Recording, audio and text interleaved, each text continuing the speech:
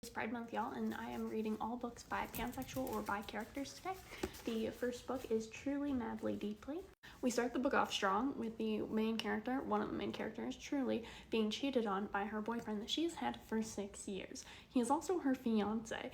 Basically, she comes home and he is Winnie the Pooh style, no bottoms, and there's a girl there and they are actively engaging and stuff. So that's over.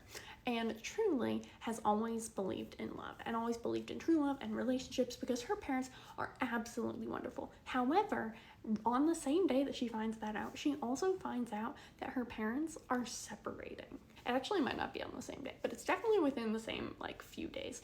Anyway, so she's supposed to go, because she's a romance novelist and a fairly well-known one, she's supposed to go on this podcast to talk about relationships, and she's supposed to be the cheery, happy, bright side of life, and then the other person is supposed to be the realist side, and the person who's supposed to be the realist side is a family lawyer. And so she goes on this podcast after all of this having happened, and there's a question, and it sets her off because what he says sort of applies to her situation, and she gets really upset.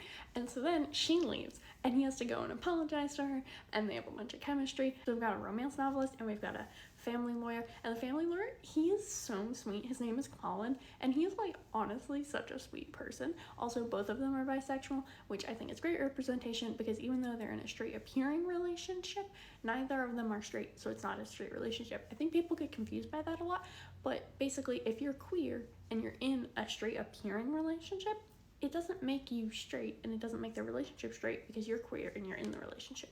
So it's a queer relationship. So anyway, I thought that was really great. I thought it was really cool. I actually enjoyed this book a lot more than I thought I was going to. I will say, I think one of the main reasons why they keep ending up together is because Colin's sister takes so long to go to the bathroom. They basically rehash their life's traumatic stories and big important moments in one bathroom visit, and she does that twice. She does that once when they're meeting for the podcast, and she does that because his sister is the podcast host, and then she does it a second time when they all go to a bar. So basically, his sister going to the bathroom a really long time is what brings them together, which is very weird and very funny. And the next book that I'm going to read, I am extremely excited about, Louis Ortega's Revival Club, which is going to be very sad, but very good.